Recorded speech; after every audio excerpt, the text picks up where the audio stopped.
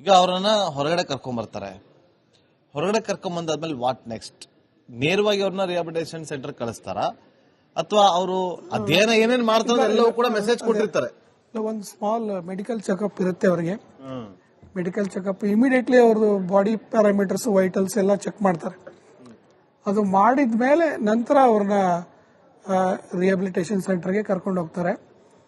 So ಆಮೇಲೆ ಅವ್ರದ್ದು reconditioning depends on their physical condition ನೋಡ್ಬಿಟ್ಟು 1 ವಾರ 10 ದಿವಸ ಆಗ್ಬಹುದು ಅವ್ರಿಗೆ ವಾಪಸ್ಸು ಅವ್ರ ಮನೆಗೆ ಹೋಗ್ಬೇಕಾದ್ರೆ.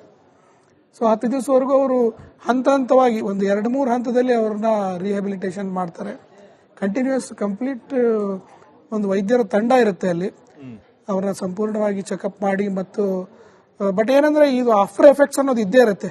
1 ವಾರ ರಿಹ್ಯಾಬಿಲಿಟೇಷನ್ ಮಾಡಿದ್ರು ಕೂಡ ಸುಮಾರು ತಿಂಗಳಾನುಗಟ್ಲೆ ಅವರು ಅದನ್ನ ಮನೆಯಲ್ಲಿ ಇದ್ಕೊಂಡು ಅವರು ರಿಕೂಪ್ ಮಾಡ್ಕೋಬೇಕು. ಆ ಎಫೆಕ್ಟ್ ಇದ್ದೇ ಇರುತ್ತೆ. ಬಟ್ ಸದ್ಯದಲ್ಲಿ 1 ವಾರ ಮಾತ್ರ ಇಂಟೆನ್ಸಿವ್. ಬರ್ತೀನಿ ವೀಕ್ಷಕ ನೋಡಿ, ಈಗ ನೀವು ನೋಡ್ತಾ ಇರ್ಬೋದಲ್ಲಿ ಅದನ್ನ ಆ ಡೋರ್ ಅನ್ನ ಓಪನ್ ಮಾಡುವಂತ ಪ್ರಕ್ರಿಯೆಗಳು. ಈಗ ನೋಡಿ, ಈಗ ಅದನ್ನ ಓಪನ್ ಮಾಡಿದ್ರಿ. ಈಗ ನೋಡಿ ಅಲ್ಲಿ ಒಳಗಡೆ ಇರೋನು ಕೂಡ ನಿಮ್ಗೆ ತೋರಿಸ್ತಾರೆ. 4 ಜನ ಅಷ್ಟೇ ಇದ್ದಾರೆ, ಬೇರೆ ಕಡೆ ಬೇರೆ ಟೀಮ್ ಕೂಡ ಇದ್ದಾರೆ. ಆ 4 ಜನರ ಆ ಒಂದು ತಂಡ ಏನಿದೆಯಲ್ಲ, ಆ ತಂಡದ ಕೆಲಸ ಏನು, ಜೊತೆಗೆ ಒಳಗಡೆ ಇರುವಂತರಿಗೆ ಹೊರಗಡೆ ಕರ್ಕೊಂಡ್ ಬರ್ತಾರೆ. ನೋಡಿ ಈಗ ಓಪನ್ ಆಗಿದೆ, ಆ ಡೋರ್ ಅನ್ನ ಓಪನ್ ಮಾಡೋದು ಅಂದ್ರೆ ತರ್ತಿದ್ದಂಗೆನೆ. ಈಗ ನಾವೊಂದು ಜನರಲ್ ಆಗಿ ಹೇಳೋದು ಸರ್, ಒಂದು ಬಸ್ ತಗೊಂಬಂದು ನಿಲ್ಲಿಸಿದಾಗ ಡೋರ್ ಓಪನ್ ಮಾಡಿ ಇಳಿಸ್ಬಿಡ್ತೀವಿ. ಆದ್ರೆ ಇದು ಹಾಗಲ್ಲ, ಇದು ಕಂಪ್ಲೀಟ್ ಡಿಫ್ರೆಂಟ್. ಹೌದು ಬಿಂದಿಗೆ ಸರ್ ಪ್ಲೀಸ್. ಏನಂದ್ರೆ ನೋಡಿ, ಅವ್ರಿಗೆ ನನಗೆ ತಿಳಿದ ಮಟ್ಟಿಗೆ ಪ್ರಭುಲಿ ಅವ್ರಿಗೆ ನಡೆಯೋಕ್ ಆಗೋದಿಲ್ಲ. ಈಗ ಡೈರೆಕ್ಟ್ಲಿ ನಾವು ಹೇಗೆ ನಾರ್ಮಲಿ ಬಸ್ಸಿಂದ ಇಳಿತೀವಿ, ಟ್ರೈನಿಂದ ಇಳಿತೀವಿ, ಹಾಗಾಗೋದಿಲ್ಲ. ಅವ್ರಿಗೆ ಸ್ಪೆಷಲ್ ಒಂದು ಸ್ಟ್ರೆಚರ್ ಅಥವಾ ಏನೋ ಒಂದು ಸಾಧನದಲ್ಲಿ ಕರ್ಕೊಂಡು ಬರಬೇಕಾಯ್ತು. ಅವ್ರಿಗೆ ಫಿಸಿಕಲ್ ಕಂಡೀಷನ್ ಹೇಗಿದೆ ಅಂತ ನೋಡ್ಬಿಟ್ಟು ಅವ್ರನ್ನ ಹೊರಗಡೆ ತರೋದು ಒಂದು ಪ್ರಕ್ರಿಯೆ, ಇಮಿಡಿಯೇಟ್ ಅದು. ಆಮೇಲೆ ಅವ್ರನ್ನ ಟ್ರಾನ್ಸ್ಫರ್ ಮಾಡೋದು. ಟ್ರಾನ್ಸ್ಫರ್ ಮಾಡಿದ್ಮೇಲೆ ಅವರು straight away initial preliminary medical checkup next ಪ್ರಕ್ರಿಯೆ. ಅದಾದ್ಮೇಲೆ ರಿಹ್ಯಾಬಿಲಿಟೇಷನ್ ಸೆಂಟರ್. ಈ 3 ಹಂತದಲ್ಲಿ ನಡೆಯುತ್ತೆ ಈ ಕಾರ್ಯಕ್ರಮ. ಹೋಗ್ಬೇಕಾದ್ರೂ ಕೂಡ ಆ ಸ್ಪೇಸ್ ಸೂಟು, ಆಮೇಲೆ ಅವರಿಗೆ ಆಕ್ಸಿಜನ್ ಸಪ್ಲೈ ಇರ್ಬೋದು, ಸ್ಪೇಸ್ ಸೂಟ್ ಇರ್ಬೋದು, ಮತ್ತೆ 0G ಆಮೇಲೆ ಹೈ-G ಏನು ಡ್ರೆಸ್ಗಳಿದಾವೆ ಅವನ್ನೆಲ್ಲ ಈಗ ನಾವು ಶರ್ಟು ಪ್ಯಾಂಟ್ ಹಾಕೊಂಡು ಹೋದಂಗೆ ಹಾಕೊಂಡು ಹೋಗಕ್ ಆಗಲ್ಲ. ಆಯ್ತಲ್ಲ, ಅವ್ರನ್ನ ಒಬ್ರು ಅಸಿಸ್ಟೆನ್ಸ್ ಬೇಕೇ ಬೇಕಾಗತ್ತೆ. ಅದನ್ನ ಹೋಗ್ಬೇಕಾದ್ರೆ ಇಲ್ಲಿ ಗ್ರೌಂಡ್ ಸ್ಟಾಫ್ ಮಾಡಿದ್ರು. ಅಂತರಿಕ್ಷ ಇಂಟರ್ನ್ಯಾಷನಲ್ ಸ್ಪೇಸ್ ಸ್ಟೇಷನ್ಗೆ ಹೋದಾಗ ಅವರನ್ನೆಲ್ಲ ತಕೊಂಡು ಅಲ್ಲಿ ಆರಾಮಾಗಿದ್ರು. ಪುನಃ ಮತ್ತೆ ಈ ಡ್ರ್ಯಾಗನ್ ಕ್ಯಾಪ್ಸುಲಿಗೆ ಬರ್ಬೇಕಾದ್ರೆ ISS ಇಂದ 2 ಬಂದ್ರು, ತಾವು ನೋಡಿದ್ರಿ ನಿನ್ನೆ ದಿವಸ. 2 ಜನ ಬಂದ್ಬಿಟ್ಟು ಇವ್ರನ್ನ ಕೂರ್ಸಿ ಕಟ್ಟಿ ಎಲ್ಲಾ ಪೊಸಿಷನ್ ಎಲ್ಲ ಮಾಡಿ ಅವ್ರು ಕೂರ್ಸ್ ಕಳಿಸಿರೋದು. ಈಗ ಇಲ್ಲಿ ಬಂದ್ರ ಮೇಲೆ ಇವ್ರು ನಾವು ಪುನಃ ಅವರನ್ನ ವ್ಯವಸ್ಥಿತವಾಗಿ ತೆಕ್ಕೊಂಡು ಹೊರಗೆ ಬರೋದು. ಸರ್, ನಾವು ಎಷ್ಟು ಅಪ್ಗ್ರೇಡ್ ಆಗಿದ್ದೀವಿ ಅಂತ ಅನ್ನೋದಕ್ಕೆ ಆಗ ಎಲ್ಲ ಈ ಬಾಹ್ಯಾಕಾಶಕ್ಕೆ ಹೋಗುವಂತವ್ರು ಡ್ರೆಸ್ಗಳನ್ನ ನೋಡ್ತಾ ಇದ್ವಿ, ದೊಡ್ಡ ಅದಕ್ಕೆ ಹೆಲ್ಮೆಟ್ ತರದಿರುವಂತದ್ದು ಡ್ರೆಸ್ಗಳು ದೊಡ್ಡ. ಈಗ ಅದು ಸಿಂಪಲ್ ಆಗಿದೆ, ಅಂದ್ರೆ ಅಪ್ಗ್ರೇಡ್ ಮಾಡಿದ್ದಾರೆ ಆಗ ಅನಿಸ್ತಾ ಇದೆ ನನಗೆ. ಸ್ಪೇಸ್ ಸೂಟ್ ಬಗ್ಗೆ ಹೇಳೋದಾದ್ರೆ there is some changes, but ಆದ್ರೆ technology still the same. Physics of space suit is still the same. Compact ಆಗಿರ್ಬೋದು ಸ್ವಲ್ಪ. ಅದು ಹೆಡ್ ಗೇರ್, ಇಲ್ಲಿರೋದು ಹೆಡ್ ಗೇರ್, ಅದು ಹೆಡ್ ಗೇರ್ ಅದು ಸ್ಪೇಸ್ ಸೂಟ್. ಹೌದು, ಸ್ಪೇಸ್ ಸೂಟ್. ಅದು ಸ್ಪೇಸ್ ಸೂಟ್ ಅಲ್ಲಿ ಚೇಂಜಸ್ ಏನಂದ್ರೆ ನೋಡಿ, ಆ ಸ್ಪೇಸ್ ಸೂಟ್ ಈಸ್ ಅವರಿಗೆ ಒಂದು ಜೀವರಕ್ಷಕ ಇದ್ದಾಗೆ ಆ ಸ್ಪೇಸ್ ಸೂಟ್. ಯಾಕಂದ್ರೆ ಅದು ನೀವು ಹೇಳಿದ್ರಲ್ಲ ತುಂಬಾ ಗಾತ್ರವಾಗಿತ್ತು ಅಂತ. ಯಾಕೆ ಅಂತಂದ್ರೆ ಅದು ಇನ್ ಕೇಸ್ ಆಫ್ ಎಮರ್ಜೆನ್ಸಿ ಅಲ್ಲಿ ಹೊರಗಡೆ ಕ್ಯಾಪ್ಸುಲ್ ಇರತಕ್ಕಂತ ಏರ್ ಏನಾದ್ರು ಎಸ್ಕೇಪ್ ಆಗ್ಬಿಟ್ರೆ ವಿಡಿಯೋ ಮಾಡ್ತಾ ಇದ್ದಾರೆ. ಈಗ ಹೊರಗಡೆ ಬರ್ತಾರೆ ನೋಡಿ ಅವರು. ಅದು ಸ್ಟ್ರಕ್ಚರಲ್ ಆಗಿ ನೋಡಿ, ಆ ಡೋರ್ ಕೂಡ ದೊಡ್ಡದಾಗಿ ಮಾಡಕ್ ಆಗಲ್ಲ. ಆ ಸ್ಟ್ರಕ್ಚರ್ ಏನ್ ಸಪೋರ್ಟ್ ಮಾಡಕ್ಕಾಗತ್ತೆ ಅಷ್ಟನ್ನೇ ಸಪೋರ್ಟ್ ಮಾಡಕ್ ಆಗೋದು. ಇಲ್ಲಿ ನೋಡಿ, ಡೋರ್ ಪುಟ್ಟಕ್ಕಿದೆ, ಅದು ಒಂದು ಕಿಂಡಿ ತರ ಇದೆ, ಅದು ಹಂಗೇನೆ ಇರೋದು. ನೀವು ಅಪೋಲೋ ಸ್ಪೇಸ್ ಕ್ರಾಫ್ಟ್ ನೋಡಿದ್ರೆ ನೀವು ಆಸ್ಟ್ರೋನಾಟ್ಸ್ ಕೂತ್ಕೊಳ್ಳೋ ಚೇರ್ ನೋಡ್ಬಿಟ್ರೆ ಓಡೋಗ್ಬಿಡ್ತೀರಿ, ಏನಪ್ಪ ಇಷ್ಟು ಪುಟ್ಟು ಚೇರ್ ಕೊಟ್ಟಿದಾರಲ್ಲ ಅಂತ. ಯಾಕೆ ಅಂತಂದ್ರೆ ವೆಯ್ಟ್ ಲಿಮಿಟೇಷನ್ಸ್, ಸ್ಟ್ರಕ್ಚರ್ ಲಿಮಿಟೇಷನ್ಸ್, ಅದ್ ಸಣ್ಣದ್ದು ಮಾತ್ರ ಮಾಡಕ್ಕಾಯ್ತು, ದೊಡ್ಡದು ಮಾಡಕ್ ಆಗ್ಲಿಲ್ಲ. ಸೊ ಆ ತರ limitations it's pure science and physics, ಅದ್ರ ಬೇಸಿಸ್ ಮೇಲೆ ಮಾಡಿರ್ತಾರೆ. ಸರ್, ಅನ್ಡಾಕಿಂಗ್ ಆದಾಗಿಂದ ಇಲ್ಲಿವರೆಗೂ ಆಲ್ಮೋಸ್ಟ್ 23 ಅವರ್ಸ್ ಆಗಿರ್ಬೋದು. ಹೌದು, 23 ಅವರ್ಸ್. ನಮ್ಗೆ ಇಲ್ಲಿ 2 ಅವರ್ಸ್ ಒಂದು ಜಾಗದಲ್ಲಿ ಕುತ್ಕೊಳ್ಳೋಕ್ ಆಗಲ್ಲ, ಜನರಲ್ಲ ಕೇಳ್ತಾರೆ 2 ಅವರ್ಸ್. ಬಟ್ 23 ಅವರ್ಸ್ ಅವ್ರು ಕೂತಲ್ಲೇ ಕೂತ್ಕೊಂಡು ಬರೀ ಆಕ್ಷನ್ ಮಾಡ್ಕೊಂಡು ಹೇಗೆ ಅವ್ರನ್ನ ಹೇಗೆ ಪ್ರಿಪೇರ್ ಮಾಡಿರ್ತಾರೆ? ಅಲ್ಲ, ಏನಂದ್ರೆ ಅವರು ಮೆಂಟಲಿ ಪ್ರಿಪೇರ್ ಆಗಿರ್ತಾರೆ. ಅವರೆಲ್ಲ ಫೈಟರ್ ಪೈಲಟ್ಸ್. ಸೊ 22 hours ಕೂತ್ಕೊಳ್ಳೋದ್ರಿಂದ ಅವ್ರಿಗೆ ಕಷ್ಟ ಅನ್ಸೋದಿಲ್ಲ. ಯಾಕಂದ್ರೆ ಅವ್ರಿಗೆ ಅಲ್ಲೇ ಆ ಸ್ಪೇಸ್ ಸೂಟ್ ಏನಿದೆ ಅದರಲ್ಲಿ ಅವ್ರಿಗೆಲ್ಲ ಆಕ್ಸಿಜನ್ ಟೆಂಪರೇಚರ್ ಮೇಂಟೈನ್ ಮಾಡಿರುತ್ತೆ, ಏರ್ ಕಂಡೀಷನ್ಡ್ ಇರುತ್ತೆ, ಮತ್ತು ಅವ್ರ ಮುಂದೆ ಮಾನಿಟರ್ ಇರುತ್ತೆ. ಆ ಡ್ರ್ಯಾಗನ್ ಕ್ಯಾಪ್ಸೂಲ್ ಎಲ್ಲ ಪ್ಯಾರಾಮೀಟರ್ಸ್ ಅದರಲ್ಲಿ ಕಾಣ್ತಾ ಇರುತ್ತೆ.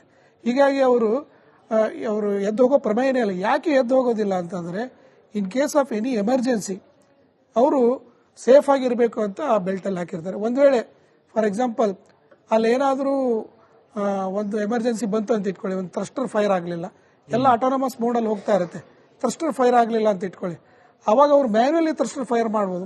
ನೋಡಿ ಈಗ ನೋಡಿ ಇಲ್ಲಿ 4 ಜನ ಯಾರೆಲ್ಲ ಹೋಗಿದ್ರು ಅವರ ನೇರ ದೃಶ್ಯಾವಳಿಯನ್ನ ಈಗ ಗಮನಿಸ್ತಾ ಇದ್ದೀರಿ. ಭಾರತದ ಹೆಮ್ಮೆಯ ಪುತ್ರ ಶುಭಾಂಶು ಶುಕ್ಲಾ ಅವರನ್ನ ಕೂಡ ನೀವೀಗ ಗಮನಿಸಿದ್ರಿ. ತಕ್ಷಣಕ್ಕೆ ಅವರನ್ನ ಹೊರಗಡೆ ಕರ್ಕೊಂಡ್ಬರೋದಕ್ಕಾಗೋದಿಲ್ಲ.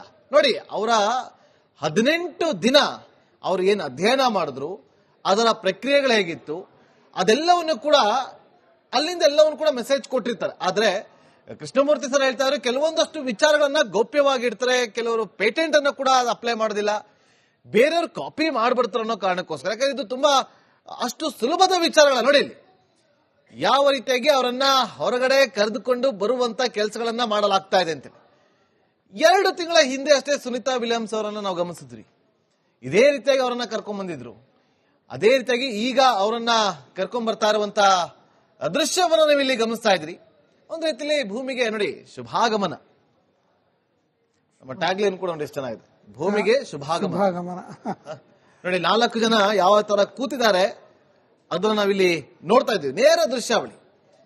ಸರ್, ಈಗ ಅಲ್ಲಿ ಇರುವಂತವ್ರ 5 ಜನ ನಾವೇನ್ ನೋಡ್ತಾ ಇದೀವಿ, ಅವ್ರು ಯಾರು? 5 ಜನ ಅಲ್ಲ, ನಿನ್ನೆ ದಿವಸ ನೀವು ಹೊಡಬೇಕಾದ್ರೆ ಹೆಂಗ್ ಕೂಡ್ಸಿದ್ರು ಹಂಗೆ ಕೂತಂಗ್ ಕಾಣ್ತಾ ಇಲ್ಲ ನಿಮಗೆ? ಹೌದು, ಅದನ್ನೇ ಕೇಳಿದ್ವಿ, ಹೇಗೆ ಸಾಧ್ಯ ಆಗುತ್ತೆ? ಸ್ಟ್ಯಾಚ್ಯೂ ತರನೇ ಕೂತಂಗ್ ಕಾಣಿಸ್ತಾ ಇಲ್ವಾ?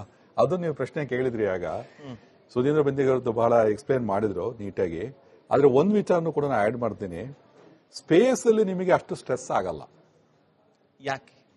ವೇಟ್ ಇರಲ್ಲ.